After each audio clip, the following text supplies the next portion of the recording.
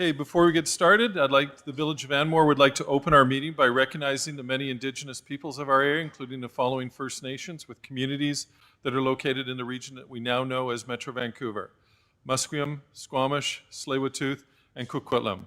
Further, we would like to honor the important place in history occupied by the many territorial keepers of these lands and waters around us since time immemorial. I'd like to call the meeting to order. Approval of the agenda. Someone to move the recommendation that the agenda be approved. Moved. Seconded. All those in favor? Opposed? Carried unanimously. Public input. I should also, the delegation has withdrawn its request. There will be no delegation tonight. So move on to public input. Council welcomes participant public for 2 minutes, and please come up and provide any comments, starting off with your name and address.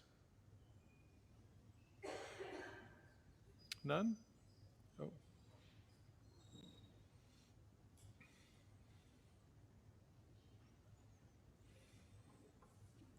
Welcome. Is the blue light on? Got it. Okay. Hello, can everyone hear me? Yeah.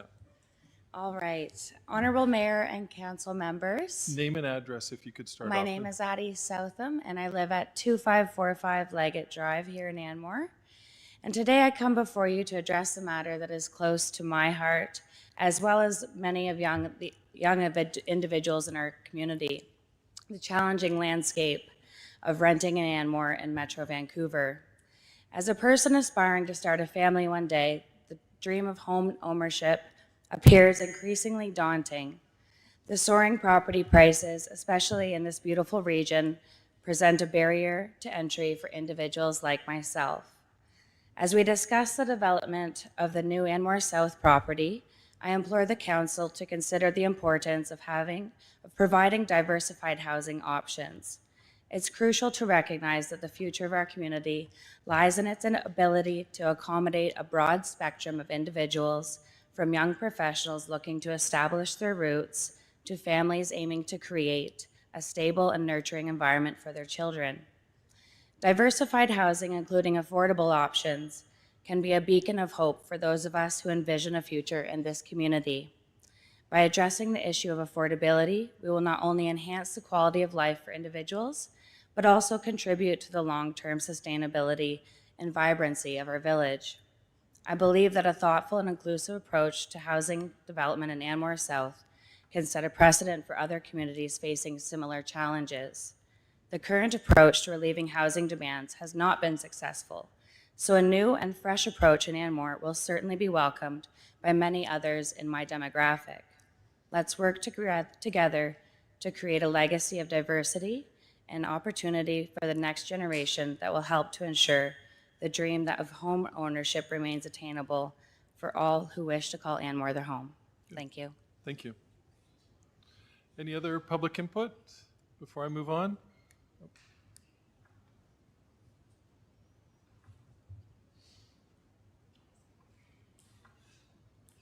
Hello. Hi, welcome. Hello. So my name is Diana Cardenas. So I live in 3295 Sunny Sarap. Yeah, if you can get a little closer to the, yeah. Here? Yeah, that's okay. Better. Perfect. Okay. If you could start over. Okay. My name is Diana Cardenas.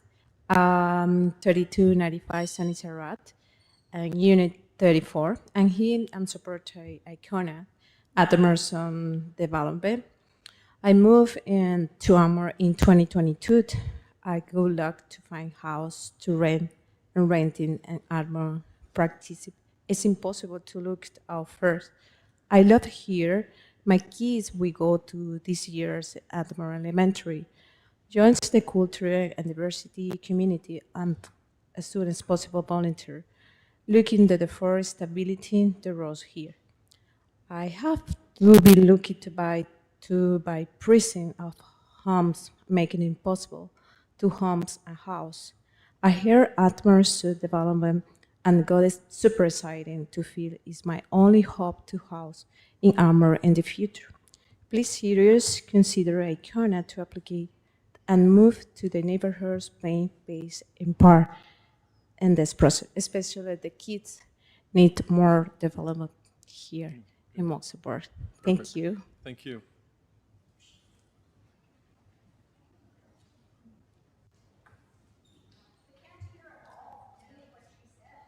Did you hear the first?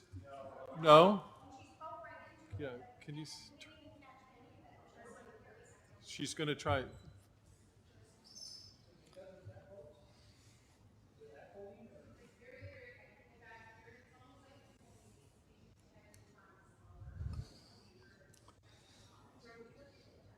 Test, echo. Is that better? Okay, yeah, okay. Go ahead. Jordan Birch, 140 Hemlock. Tonight, I want to express encouragement to staff and council to continue exploring options to increase housing diversity here in Anmore, with an emphasis on dwellings that are suited for a family of 4 or more, like mine. Currently, if you go on Facebook or Craigslist, 50% of the active listings are basement suites. It's just not a fit for people like us.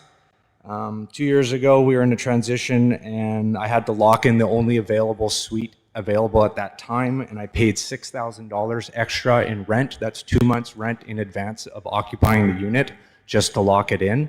That's unacceptable. Turns out renting this place hasn't been a picnic. The homeowner's being sued for fraud, has blocked me egress from the property. It's infested with mice and mold. It's truly unacceptable that this was our only option here in this town for me to raise my family, and I think we can do better. I acknowledge that council and staff are tasked with a huge challenge at the helm here, and we are reviewing unique development opportunities such as Anmore South, the Hillside, and other future proposals in the pipeline which are coming and we cannot deny. I'm not alone. Many of my fellow friends are in the same situation. You just don't hear from them on a weekly basis. We all know that basement suites are not desirable for all demographics. I've heard councillors talk about this in the past. We do not want to live in basement suites, period. Most seniors do not want to live in basement suites. They can't handle the stairs, there's not a lot of windows, and there's no storage. I've got 2 sets of parents, my biological parents and my in-laws, that both want to move to Anmore. And at the moment, there's only 1 available unit on these 2 social platforms available for rent. That's unacceptable, and we need to do something about this in a timely manner. So going back to some of the proposals that are on the table, I'm intrigued of what I've seen. I think we need to look at them more closely, go to the next step. We need to move things forward in a timely manner, and we need to take this seriously and responsibly. Thank you. Thank you. Any other public comments? Seem to be.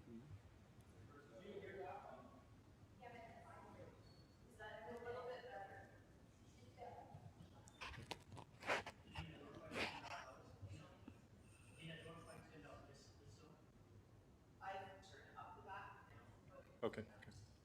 Please go ahead. Nancy Maloney, 1724 East Road.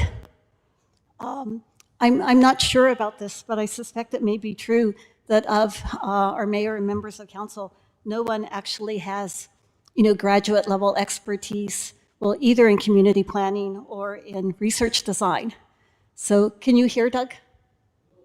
Okay. Yeah, I wanted to point out, anecdotal stories are very compelling, which is why these sorts of things are often used in advertising. So, we've had some number of anecdotal stories happening tonight here and in the previous council meeting where people who have a personal interest in something happening, giving a presentation to mayor and council. But I want you to be aware that this is not good nor appropriate data to make decisions upon, compelling though it is, and it's very compelling, like the hospital foundations, for instance, when they send out their fundraising, which we get all the time, they tell these stories about people's experiences in our healthcare system. It generates a lot of sympathy, but it's not data on which it's appropriate to make decisions, if you know anything about research design.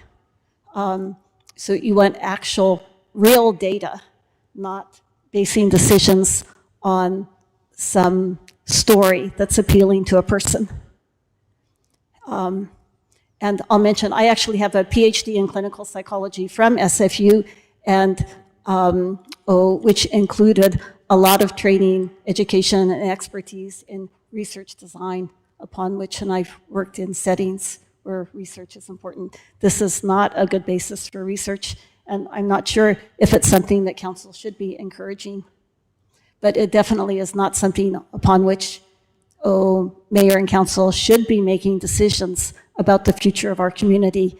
That would be very, very, very poor practice. Good. Thank Okay. you.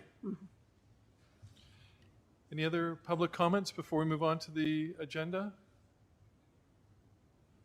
No? Okay. Can everybody hear me all right? Okay. Try and keep just this exact.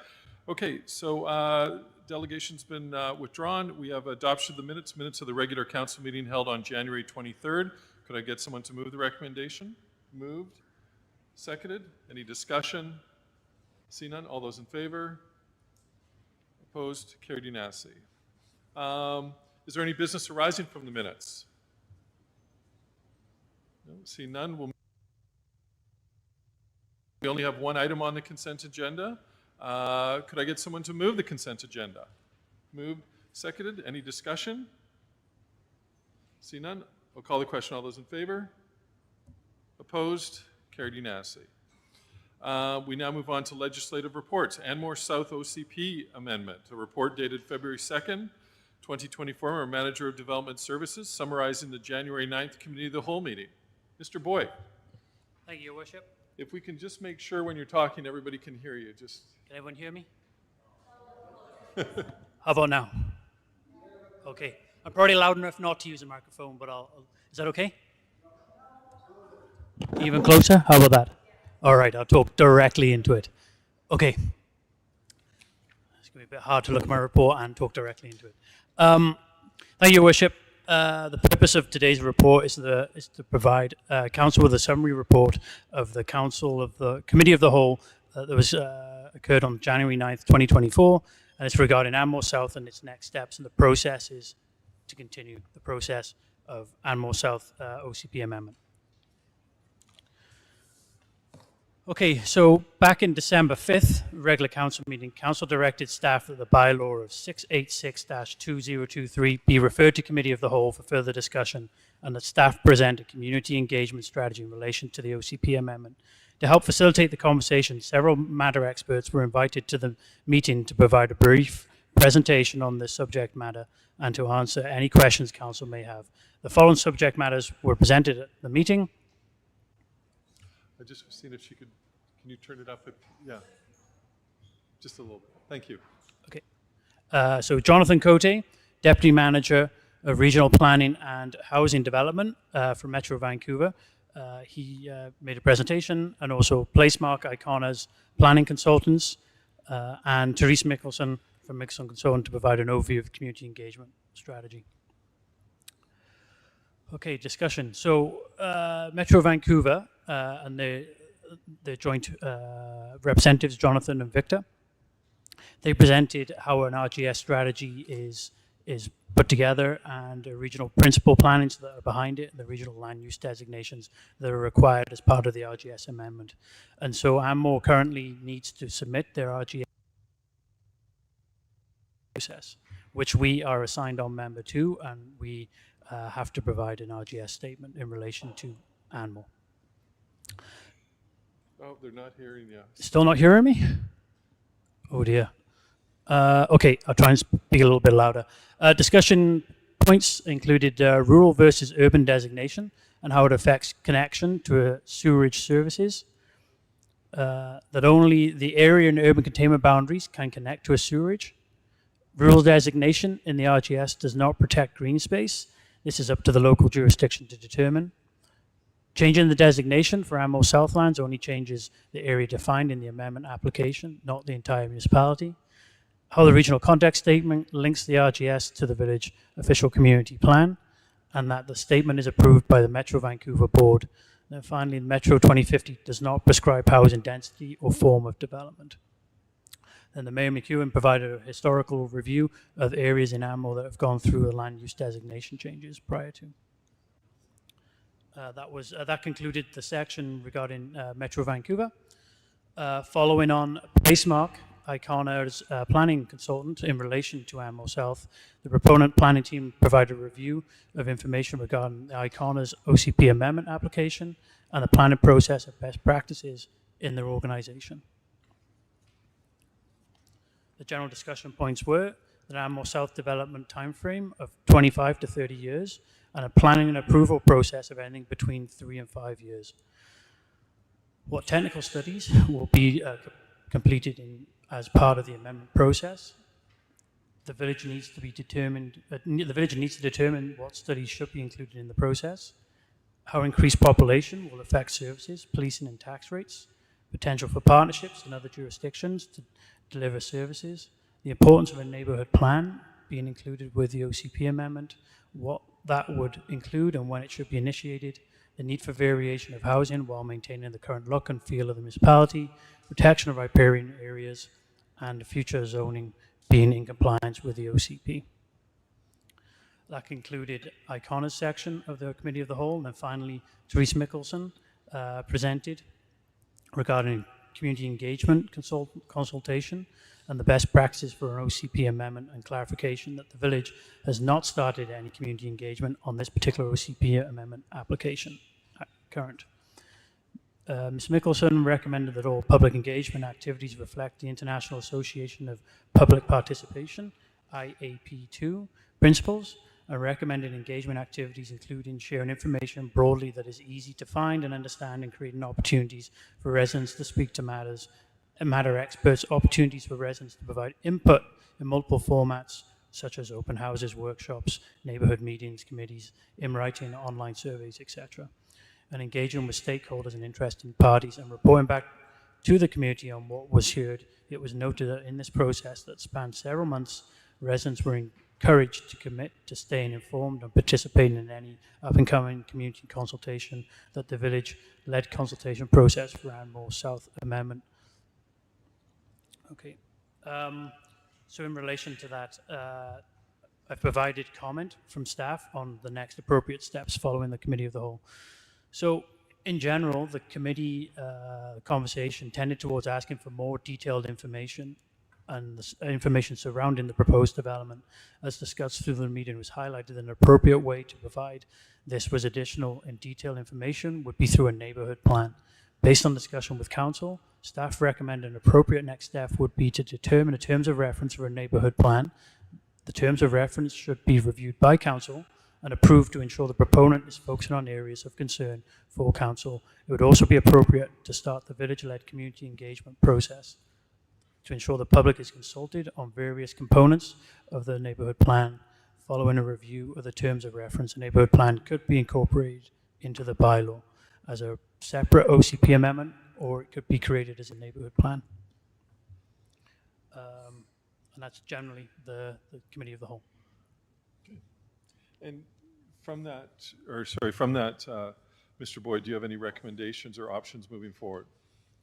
So the recommended option would be that staff be directed to amend bylaw 686- that staff be directed to draft the terms of reference for a neighbourhood plan in relation to bylaw 686-2023 Anmore South OCP amendment, and the terms of reference be brought back to council for discussion and approval. Could I get someone to move that so we have it on the table? Moved, seconded. I'll open up for discussion. Anybody have anything? Councillor Wevering. Okay.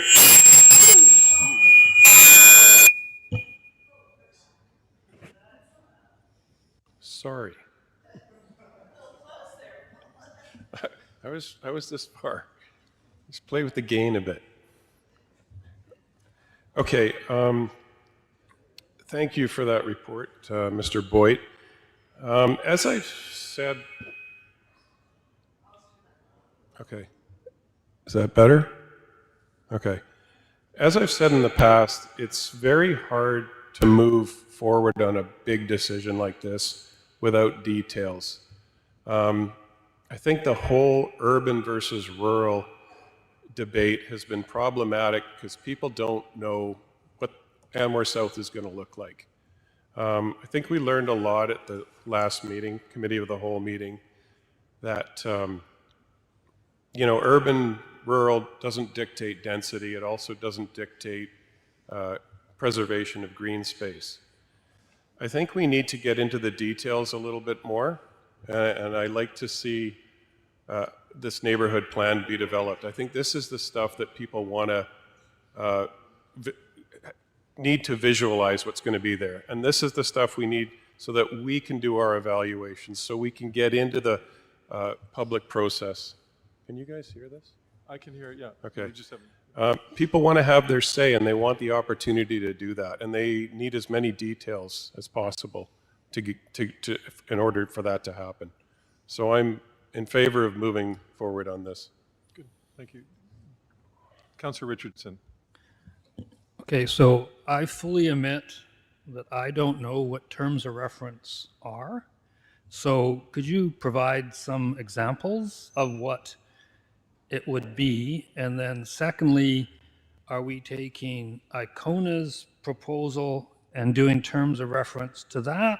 Or are we saying we're separate as Anmore and we're going to do a neighborhood plan that Anmore wants? Like, are they separate? Are they together? And how does that work, please? Thank you, Councillor Richardson. Thank you, Councillor Richardson. Good question.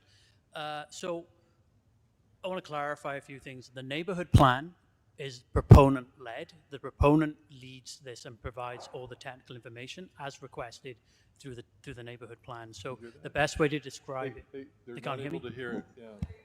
Okay, no worries. So the best way to describe that would be that the proponent is asked a number of questions, which they would then respond back with the answers. So in general terms, it isn't just questions, it's broad kind of sections. So if you want, I can read you off some relevant sections that the neighborhood plan would more than likely cover. And this isn't extensive, it can be added to, it can be taken away, but just give you a good idea of what the terms of reference would look like. Would that help? Yeah. I'm struggling to hear what you're saying, unfortunately. Okay. Maybe let me do it this way. From the December 5th meeting, there's a bunch of items: vision statement, land use, housing. Are those terms of reference? Yeah, so I've got about 10 bullet points here that describe what the terms of reference would include. So it would include an inventory of an existing site and the surrounding community conditions. There would also be something along the lines of the neighborhood vision and the rationale behind neighborhood vision. The land use and the mix of land use within the planned neighborhood. Updated commercial detail, so in terms of how much square footage of commercial would we like, should there be, we don't want to put too much commercial and we don't put too little, so a conversation about what is the right amount. The parks and the environmental considerations within the neighborhood. Ecological sensitive areas, what should be protected and how they should be protected.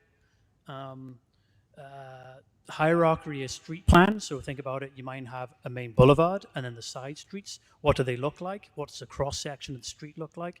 Is it sidewalk on both sides? Is it a main thoroughfare? Is it 2 lanes of traffic? Is it 4 lanes of traffic through there? So that would be some more details. And then servicing plans, how would the neighborhood be serviced in its entirety?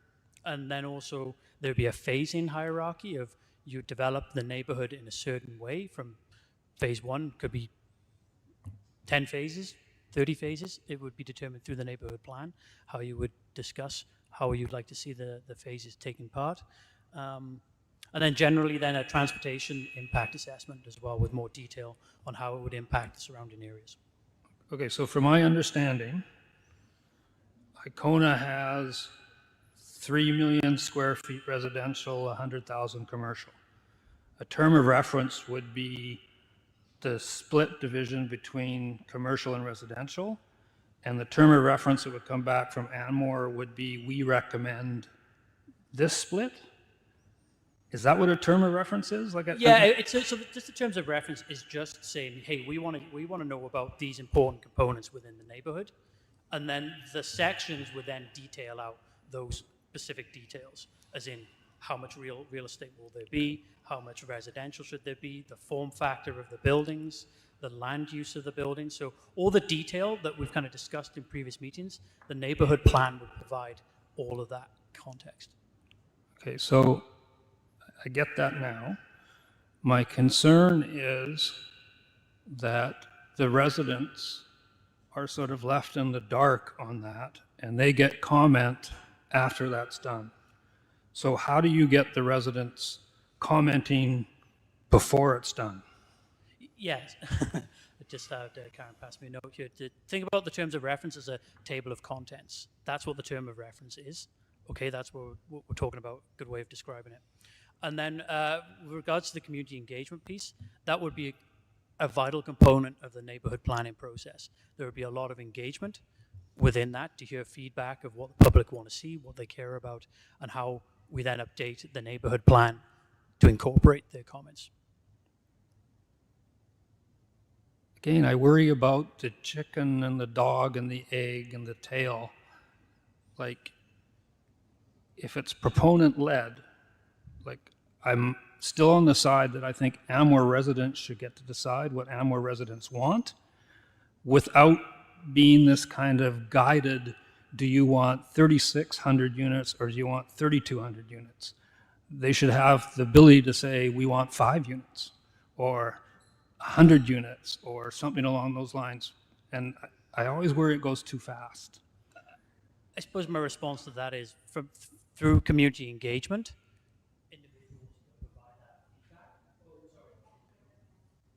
Yeah, sorry, just an off by accent.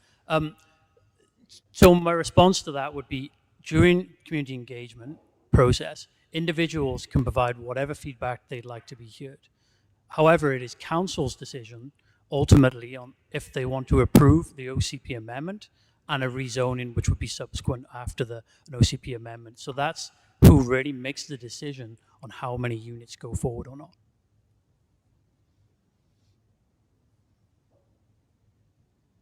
Okay, I understand what you're saying. Doesn't feel completely right to me. I think Anmore residents should have some say starting now. I think we should do an OCP review completely from scratch and then fold in, like it says here, the neighborhood plan later. To me, at least at the beginning, they should be separate. And then potentially, if they're aligned, bring them back together later. I don't know if that's possible or not. So if I can answer that question, no matter which process you wish to go forward with in terms of open up an OCP in its entirety or moving directly to second reading, you will still want a neighborhood plan for this process, for this application, no matter what. At some point, you're going to want a neighborhood plan, and it's important that we get that process going because it's going to take time. It's going to take time to complete, and so we want to get moving on the terms of reference to get approval of these are the important factors, so we can then flash out all of those requirements. Good. I'll move on. Councillor Cryer. Thank you. Can everyone hear me? Okay. I just want to clarify something. First of all, I am in support of this recommendation, and the word proponent-led is about as accurate as affordable housing. Like if both of those need to change. I think it's very important, and we don't talk about this enough at the table, and this is new. I mean, we're just starting to talk about it, but proponent-led will make you think that the proponent leads the consultation, and that is not correct. It's called proponent-led because they put the application in, but the reality is they take direction from us. Staff and the proponent meet together, excuse me, and they make a decision what is going to be in the neighborhood plan, and the proponent takes it away and does the work, brings it back to us, and staff looks it over, approves, doesn't approve, we told you we wanted this, we don't see that there, please get it, and then they review it, and it ultimately will come to council with their recommendation. So, did I explain that correctly? Sort of, close? Yeah, it was a pretty good explanation. I suppose just the clarifying part for proponent-led is that the application was made by a proponent. We did not, as a council or a staff, make a decision to move this forward. I don't know why it just suddenly died. Can everyone hear me still? All right. Hello? No? Okay. Hello? Oh, you just did.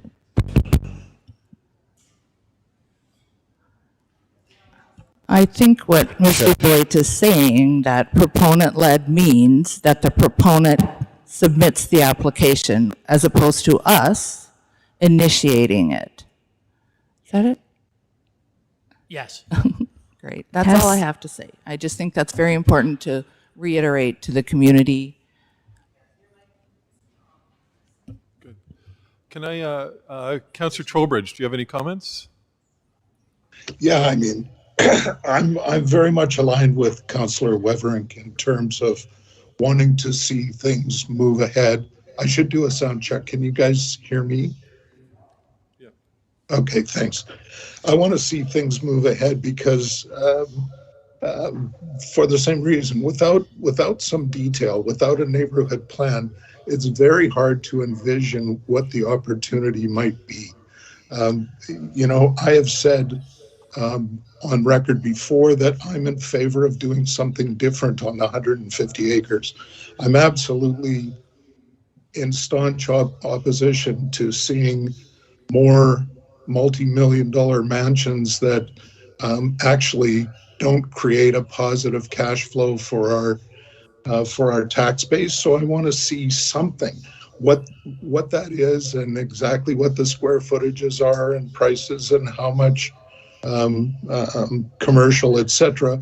It's my understanding that that will come out of a neighborhood plan, and that there will be lots of back and forth discussion, lots of negotiation, and at no time does the village lose its power and authority to say what it wants and to approve what it wants.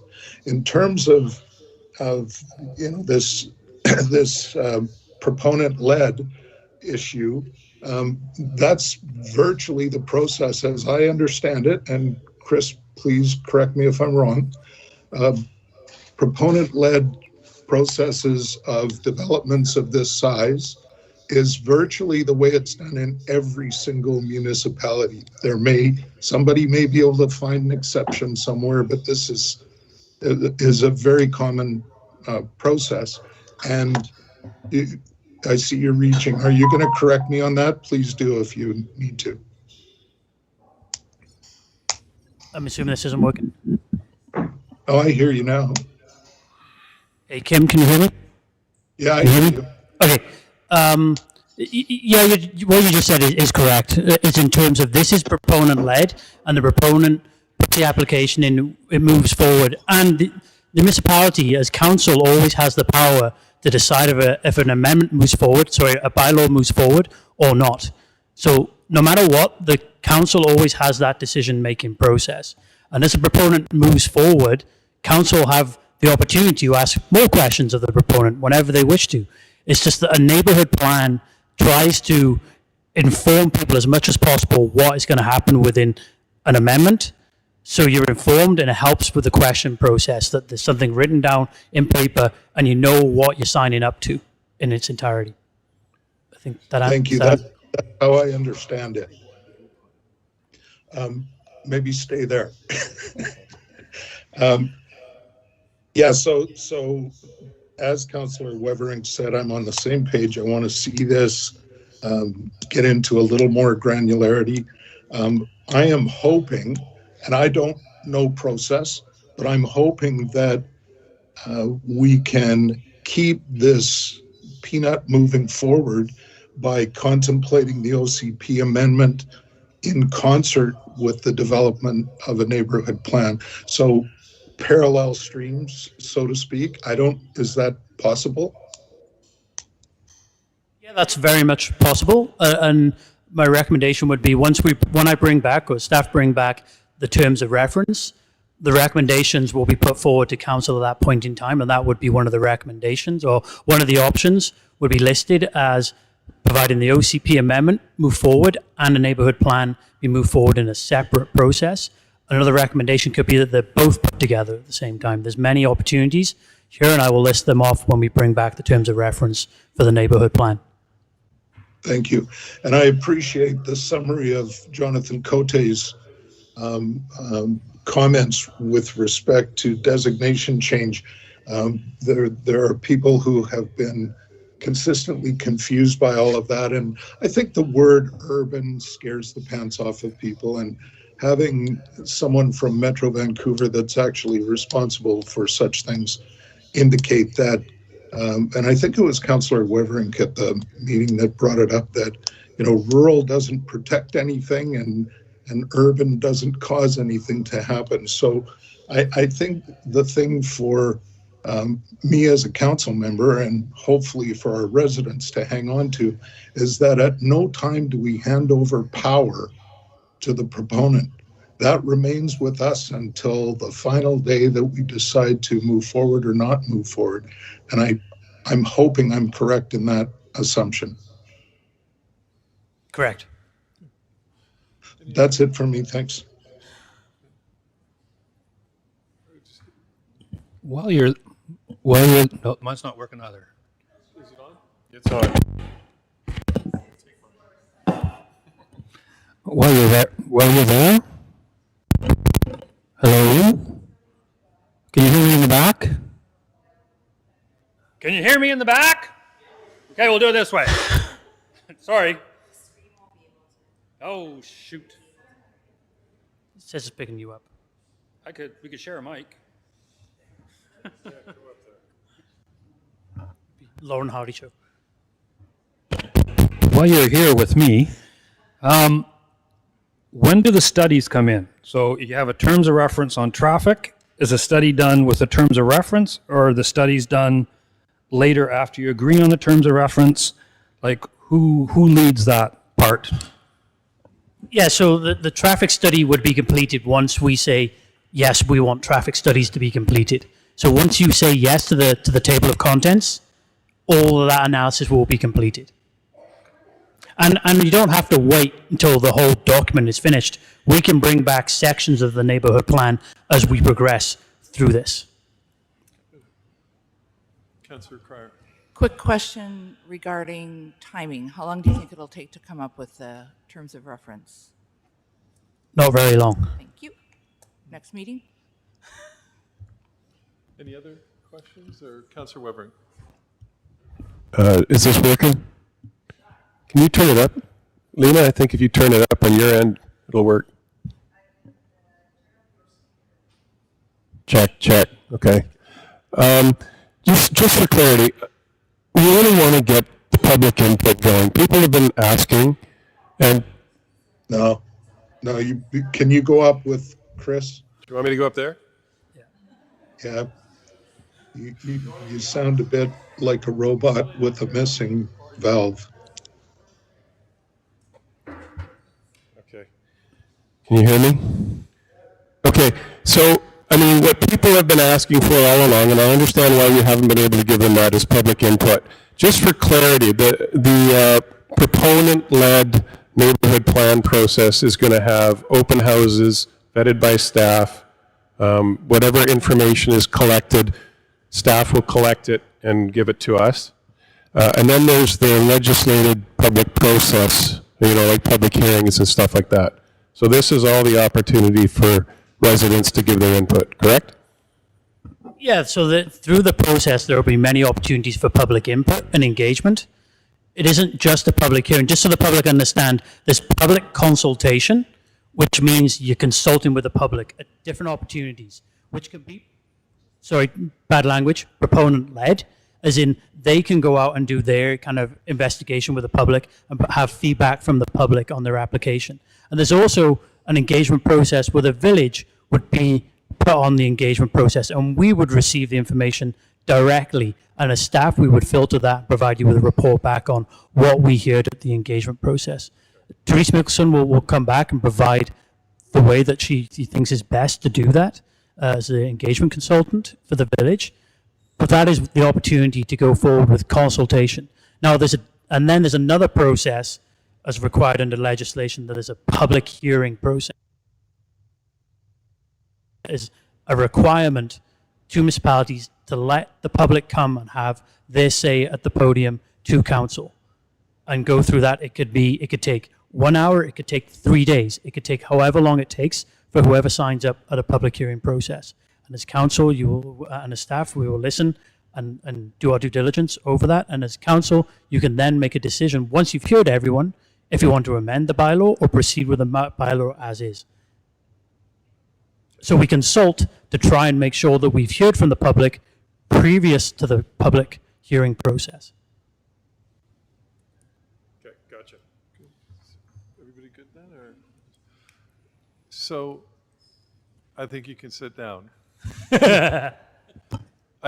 First of all, I apologize to everybody in here. This is not, we're having a tough time too, and we need to do better, and we'll start working on it tomorrow. I don't know what's going on here. We had people in here. Yeah, so I'm really, really sorry, and I apologize. I'm gonna, hopefully everybody can hear me fairly well. I just want to say a couple things. You know, John, speak a little closer. Can you hear me in the back? All right? Okay. You know, I'm with Councillor Trowbridge in regards to the fact that I don't want to see 1 acre estates down there. Lost you now. Can't hear a thing. Can you hear me now? Is that better? Yes, you know, much better now. I'm with, you know, as Councillor Trowbridge once said, you know, I don't want to see 1 acre estates down in this site. This is private property. It will be developed. And really what we're here today is just simply to say how we want it developed that's going to suit our community and our village. And I know that, you know, change is tough for some people, but I bet you the same thing happened when Ravenswood was put through. I remember how contentious that was. I also remember how contentious Crystal Creek was, that a lot of people live in right now and don't want any development. So, you know, it's one of these things. Change is happening. This land will get developed, and we want to have a say in how it gets developed. You know, a couple things that are really important to me are the traffic, because I think that is an issue. The financial net to the village, again, is another issue. Things that were never really looked at in previous big developments that we had here. So we're going to take our time and we're going to do it right. And so those are the two big things. And getting this terms of reference, I think I'm certainly supportive. We need more information. We need more information to answer the questions that the public have. We also need more questions that we have as well. I've got a whole list of questions to see where this will go. As I said previously, I've never been hung up on the amount of numbers or anything like that. I want to see, this is going to pretty much fall down in regards to an economic exercise in regards to what services are going to cost. I also heard yesterday as well that Metro Vancouver wants a bunch of questions answered for them to run the services out here, if that's what's so needed. So, you know, this is prudent to get all this information because it's going to make us make a better decision, and also it's going to help educate the community. And as Councillor Wevering said, there will be public engagement throughout this process. And, you know, I think it's important, as we have in the past, that we do have the proponent here to be able to answer those questions and those detailed questions and to hear from residents as to what they'd like to see here. This, you know, a neighborhood plan is really when you start to see things on paper. It's not just, you know, sort of schematics of what could be here. It's actually which really it's starting to put paper to pen and what could be there. So I'm certainly supportive of moving forward, and I'm going to call the question. All those in favor? Opposed? It's carried unanimously. Can everybody hear me all right? Is that coming? Okay. So we don't have any unfinished business, new business. We'll get on to the mayor's report. So, got a few things to say. First of all, I was at the Havana Legends of Housing 50-year retrospective on January 31st. A lot of home builders were there and giving out awards for 50 years of service. I also attended the Council of Councils this past Saturday, featuring Minister Ravi Cahoon was there, and he talked a lot about the housing needs assessments and answered a bunch of questions in that, and I think most of council was there in that, so I thought he did a fairly good job in giving as much details as he could. I received a letter from Shannon Rooney about priority registration in Port Moody. Now, I thought we were beyond this because previously, when I first got on council, there was a premium that all Anmore residents had to pay for recreation services in Port Moody. That has not come back yet. However, they're putting priority registration on Port Moody residents for Port Moody rec fees. And I believe this is sort of a bit of a trend that's happened in the Tri-Cities of all the municipalities, being Coquitlam and Port Coquitlam, because of limited and the demand on some of their recreation facilities. So I'm certainly going to be bringing this up. I told Shannon that I was going to bring it up at today's meeting just so people were aware of it. And I'm going to be bringing it up. We have, I believe Ms. Elric is scheduled. There's a Tri-City kind of government conference that we have 2 or 3 times a year where we get all the councils together. So I certainly will bring it up at that opportunity to see what we can do to alleviate that. So yeah, just it was kind of shocking to me, but it is understandable in some aspects. And now I want to get on to something that's pretty sensitive to me, and that's the passing of Hal Weinberg. I was on council, and when I got talked into council, Hal came over to my house. And I'll tell you, he was quite a visionary. You know, we had many opportunities to spend time. His dream was to have the Vancouver Symphony up at Bunsen Lake doing a performance. We tried, we just couldn't get him up there, and we couldn't get the weather. The other thing was the Anmore Energy Association. You know, we used to have the solar panels out here. Hal was very much a visionary, you know, and he put everything. His favorite quote was always, "Just keep on smiling, John." And I would see him up until he moved at the mailbox on Hemlock. You know, this community has lost a great leader. He was a good friend of mine. You know, I remember the night when I was on council, and Anmore South was made a special designation area. That here we are talking tonight. I guess what was that?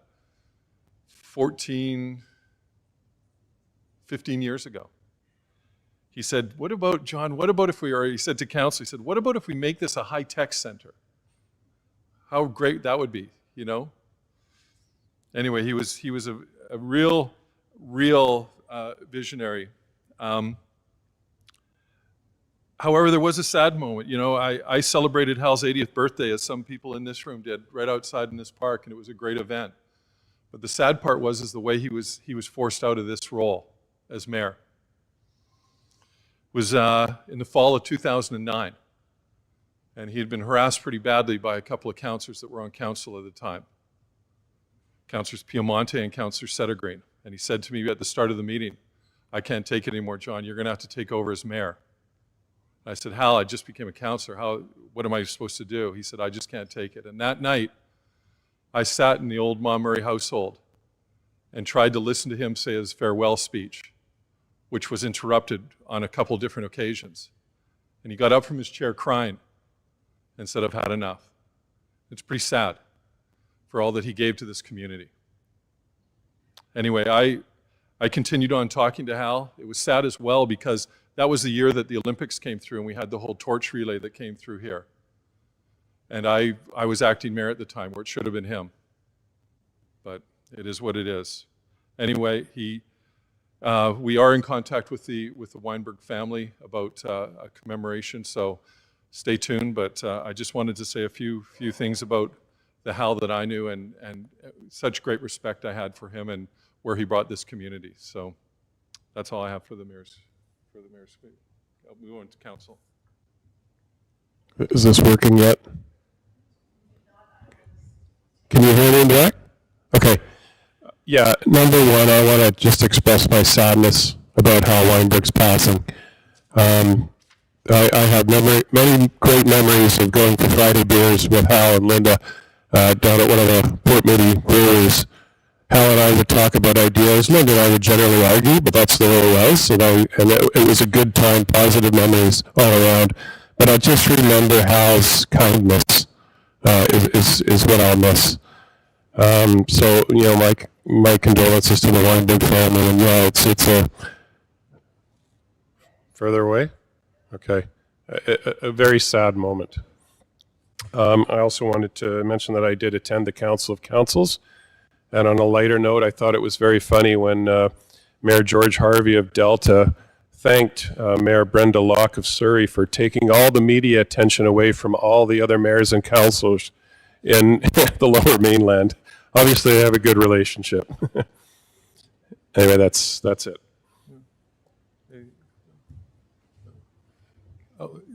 Councillor Trowbridge. Yeah, I too don't want the evening to go by without expressing my deep sadness for the Weinberg family and losing Hal. I cannot say that I was friends with him. I didn't know him as many years as all of you did, but I do have a cute recollection every time I bumped into him over the years after I became a council member. Every time I saw him, he would sort of poke me and say, "Are you having fun yet?" And it always put a smile on my face, and he was always giggling about that. So he'll be missed, definitely. Thank you. Thank you. We'll move on to the Chief Administrative Officer's report. Ms. Elrick. Thank you. So firstly, I would like to apologize for the sound issues that we are having. We're working through orienting ourselves with our new AV system and the settings, and unfortunately had our consultant unexpectedly not be able to make the meeting this evening, so we're flying solo a bit. We will definitely work on doing better for the future meetings. So I just wanted to remind everybody before our next council meeting, we do have the Real Acts of Caring Week coming up. So that's February 11th to 17th. So there'll be information on the village website about how you can participate in that activity. And also the Sunnyside multi-use pathway construction will be starting on or around February 16th. So there will be some traffic disruptions, so please pay attention to traffic control along there. There will be some shrub removal, and additionally, the sign that is down on Sunnyside currently, which has come to end of life, will need to be removed as part of that process, and the village will be looking into replacement options in the future on that. That's it for me. Thank you. Good. Thank you. We've got some information items, draft committee of the whole meetings for meeting held on January 9th, some general correspondence. Open up to public question period. 2-minute time limit applies to speakers. No? Oh, okay.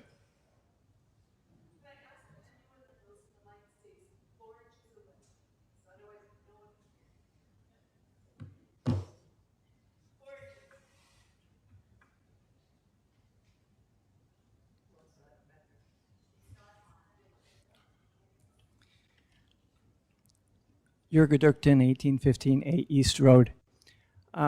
Is it not true that a number of people who posted negative comments about the mayor on Anmore Conversations ended up receiving threats of legal action? Do you have any question about village business, please, Mr. I'm not going to be answering any of that, sorry. Why not? I just said I'm not answering any of that. So. Is it not fair to say that the village was, at some point, censoring posts on Anmore Conversations? Can you confirm this? No, I can't. Did you not threaten or imply legal action against me, myself, in person for one of my posts on Anmore Conversations in October of 2021, I believe? Can you confirm this? No, I did not. Do you have anything about village yes, business? Yes, I do. Okay, could you get to that, please? Where is the old Monterey printing press that was in the former homestead? I'll just pass it on to Ms. Elrick.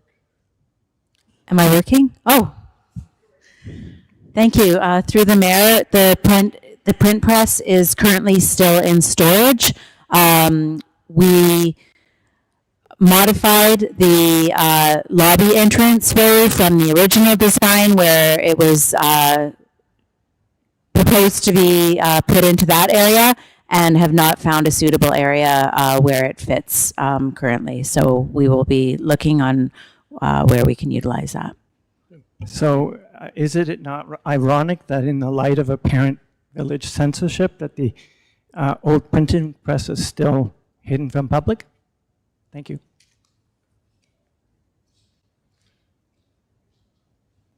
Don't even know what you said. Any other public? Okay. Yeah.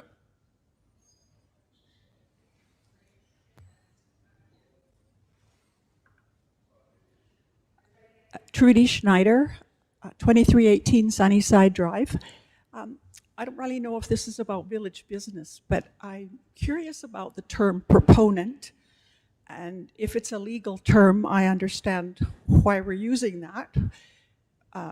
But it makes me feel like I'm against something. In general, I always thought there was pros and then there were people who weren't in favor. And so proponent, I think, kind of divides us. And I would like to say that if it's not something that we have to use for legal reasons, that we just call it the developer or the landowner. Or applicant even. Or applicant Yeah. even. I just sort of feel like I'm not against, what am I against? Like, No. Okay, thanks. Good point. Thank That's you. me. Okay, see nobody else? Motion to adjourn?